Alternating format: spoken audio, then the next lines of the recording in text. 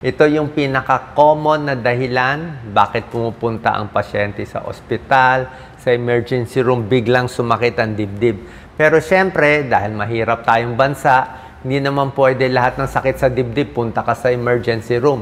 Mapapagastos ka ng 2,000 up to 5,000. Kung may test, mas mahal pa. Kaya dito sa video na to, tuturuan ko po kayo kung kailangan ba ipa-check up o hindi. Okay? At ituturo ko rin yung mga dahilan bakit sumasakit ang dibdib. Hindi lahat puso yun, ha? Pwedeng panic attack. Panic attack, nervous yan, eh. Pwedeng panic attack o heart attack. Pwede rin sa buto lang ang masakit. Pero yung pangatlo, pwede talaga may sakit sa puso. Yan, pag may sakit sa puso, wala tayong choice. Pwede rin naman pang-apat yung problema sa baga. Maraming problema sa baga, sumasakit ang dibdib. At pwede rin pang-lima yung mga sakit sa tiyan. Sa tiyan, gallbladder, ulcer, lahat yan. Pakala mo, dibdib din yan. So, titignan natin para makatipid tayo. Left side chest pain. Yan, no? Pwede bang heartburn, acidic, sa buto ba o barado yung puso talaga? Malalaman natin dito. Ang una kong tinatanong, may mga ribs tayo. Yan, Yan ang mga ribs natin. Nakita nyo may pula-pula, parang namamaga. Tinatanong ko sa pasyente, kaya mo ba ituro saan ang masakit sa inyo? Like ngayon, nanonood kayo, turo nyo. Turo nyo. Okay, naturo nyo na ba? Pag naturo nyo saan yung pinakamasakit, diinan mo masakit, ibig sabihin nun, hindi yan sakit sa puso.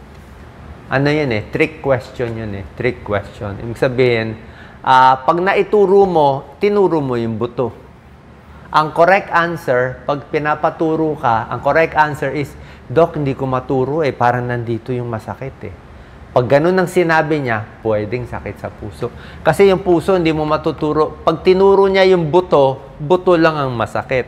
So, pag buto ang masakit, natulog, bagong gising, naipit ang dibdib, laging nakakuba, diba? Buto sumasakit, o baka nag-exercise, biglang napaikot, costochondritis yan. Buto masakit.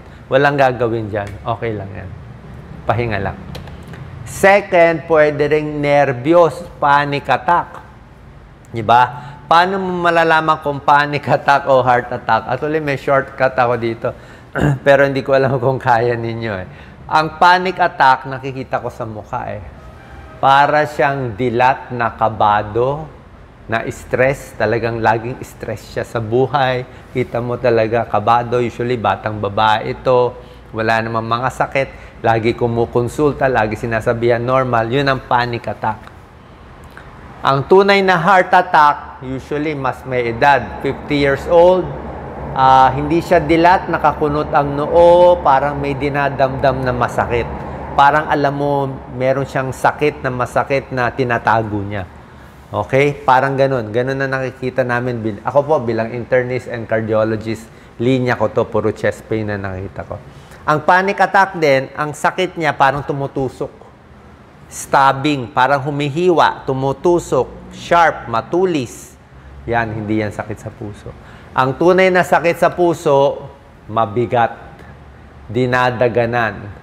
Tapos yung timing, sumasakit lang to pag napagod.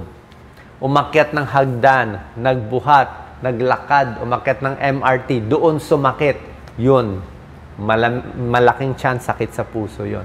Tapos umakyat ng hagdan, sumakit ang dibdib ng 5 minutes up to 15 minutes, umupo, nagpahinga, nawala yung sakit sa dibdib. Tapos dinahandahan na lang. Yun ang sakit sa puso. Typical yun naiipit. Pero yung panic attack, wala, basta masakit. Minsan isang oras masakit. Minsan isang minuto masakit. Ninenervyos, kala mo mamamatay na siya, panic yun. Okay? Pag heart, ibang usapan. Tulad na sinabi ko nga, mabigat, nandito. Tsaka may sign sila. Usually, kamay ng heart attack nakaganyan. Pag nakaganyan siya talaga, heart attack yon. Pero panic attack, usually, magkukwento na iniwan siya ng boyfriend niya. Yun, panic attack yun. So, alam niyo na, costochondritis, muscle pain, bone pain, panic attack, nervyos. Ngayon, puso naman tayo. Okay? Paano natin malalaman kung sakit sa puso o hindi? Meron tayong scoring system. Maganda itong scoring Pag 0 points, malamang di yan sakit sa puso. 99.99%, wag ka na di mo na kailangan paulit-ulit pumunta sa emergency room, sayang lang pera mo kung 0 points naman lahat, di ba? Pero kung nandito ka sa 1 o 2, pag inad mo marami, pwedeng sakit sa puso. Ano to? Tulad na sinabi ko, number 1, ano yung chest pain? Kung naituturo mo, 0 points. Kung 1 minute lang masakit o buong hapon masakit, 0 points yan. Pero kung sinabi ko nga sa inyo, 5 to 15 minutes, mabigat, dinadaganan, 2 points yun. ECG, normal, pag hindi sakit sa puso. ECG, may diferensya kung may sakit sa puso. Pero ang ECG kasi, 50% accurate lang siya. Hindi siya talagang pinakamagandang test. Meron pang ibang mas magandang test, mga 2D echo, treadmill, stress test, yan ang mga mas magaganda. Edad, less than 45 years old, halos malabo na sakit sa puso. Less than 40, halos malabo. 45 to 65, baka sakit sa puso. 65 and above, mas malaki ang tsansa. Nasa edad. Okay? May risk factor ka ba? Kung meron ka nitong risk factor, pwede natin isipin may sakit sa puso.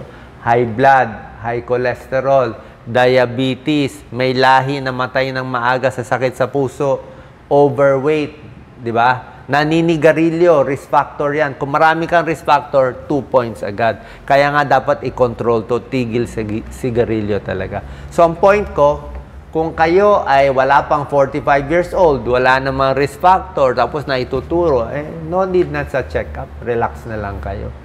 Diba? Pero, maraming risk factor, medyo may edad, tapos alanganin yung chest pain, pa-check na tayo. Diba? So, ito yung guideline namin. Tapos, yung tulad na sinabi ko, diba? Pag sakit sa puso, pwede sa dibdib, hanggang leeg, hanggang kaliwang kamay, possible yan. Ang test ECG muna, pwede kasing normal lang ECG. Ang ECG kasi, madidetect lang niya yung sakit sa puso kung maraming bara na. Kung baradong-barado na siguro kung 90% o 100% barado. So bilang cardiologist, alam ko yan. Pero pag hindi pa talagang barang-bara, magno-normal pa yan. Kaya ginagawa natin, treadmill stress test, tumatakbo. So, tatakbo yung pasyente sa treadmill, naka-ECG yan. Habang pinapagod mo siya, doon lalabas yung bara. Doon nagkukulang ng oxygen sa puso. Kaya pag yung ECG niya nagiging abnormal. 2D echo, makikita rin kung dati nang may heart attack. Pero ang pinakamaganda, angiogram, kung talagang duda tayo. Angiogram, nilalagyan ng wire sa puso, pero invasive to. Hindi basta-basta ginagawa. Kung may barado, nilalagyan ng stent, binubuka, kaya lang mahal yan. Sa mga heart center, pwede mahal. Pag ginawa ng stent, 300,000, 500,000 or more. Pero life-saving siya. Life-saving. Kaya tulad na sinabi ko, yung mga high blood, smoking, titigil lahat. Gamutan, kung barado sa puso, mga metoprolol, beta blockers, aspirin, mga statin, simvastatin, lifestyle change, kung sakit sa puso. Okay, so alam nyo na, yan ang mga possibilities. May other heart possibilities na medyo rare. Siguro banggitin ko lang, merong mga thoracic aneurysm, pero medyo rare yan. Merong mga myocarditis, humihina yung puso, viral infection, medyo rare. Pericarditis, yung balot sa puso, sa mga lupus, medyo rare. Usually, yung heart attack pa rin talaga ang common. Ito yung pang-apat na causes, baga. Pwedeng baga ang masakit, di ba? Yung baga mo nandito sumakit ang dibdib. So, pwedeng hindi buto, pwedeng hindi puso, pwedeng hindi nervous, pwedeng baga. Pwedeng may pulmonya, pwedeng may hika, pwedeng may tubig sa baga. So, lung problem pwede. Kaya pag lung problem, may ubo, di ba? May plema, so baga siguro rin. Humuhuni, hinahapo. Pag in-x-ray, may nakitang mga peklat sa baga, pwede rin yan. Emphysema, smoker, pwede rin baga. So, kung baga, gagamutin ng baga. Bukod sa baga, ito yung number 5 cause, pwede sa tiyan, dito sa abdomen. Bakit sa tiyan? Tingnan mo, andito yung tiyan natin. Andito yung puso natin. Andito esophagus natin. So, Pag sumakit ang tiyan, may acidic. O, pag acidic umakyat sa dibdib ang masakit. Diba? Pag may ulcer, bandang sikmura, bandang dibdib. Pag may heartburn, ayan, no? Acid reflux, peptic ulcer, halos dibdib magmasakit. Lalo na pag may GERD, gastric reflux, diba? Dito masakit. Okay? Kabag, mahangin ng tiyan. Ito, mahangin, parang dibdib din masakit. Tsaka pag problema sa tiyan, nagre-react yung puso. Nagpapalpitate din yan. Kaya kala mo puso. So, pag marami kang hindi matunawan, nakakabagan, masakit ang maasim, baka tiyan ng problema, hindi sa puso.